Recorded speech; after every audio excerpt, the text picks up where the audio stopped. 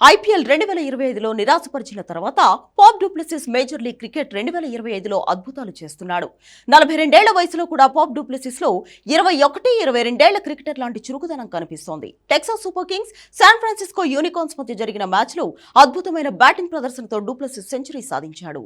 ఈ మ్యాచ్ లో తొలుత బ్యాటింగ్ చేసిన టెక్సాస్ సూపర్ కింగ్స్ 20 ఓవర్లలో 5 వికెట్లు కోల్పోయి 198 పరుగులు చేసింది. ఈ క్రమంలో పాప్ డూప్లెసిస్ బ్యాట్ నుంచి సెంచరీ వచ్చింది. పాప్ డూప్లెసిస్ 51 బంతుల్లో 100 పరుగులు చేశాడు. తన ఇన్నింగ్స్ లో డూప్లెసిస్ 6 ఫోర్లు 7 సిక్సర్లు కొట్టాడు. ఈ సమయంలో డూప్లెసిస్ స్ట్రైక్ రేట్ 196.08గా ఉంది.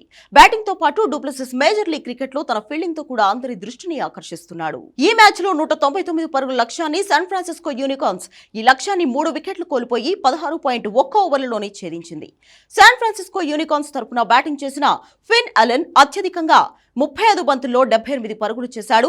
ఇందులో 8 సిక్సర్లు 4 ఫోర్లు ఉన్నాయి. వీటితో పాటు మ్యాథ్యూ షాట్ 29 బంతుల్లో 61 పరుగులు చేశాడు. ఇందులో 6 ఫోర్లు 4 సిక్సర్లు ఉన్నాయి.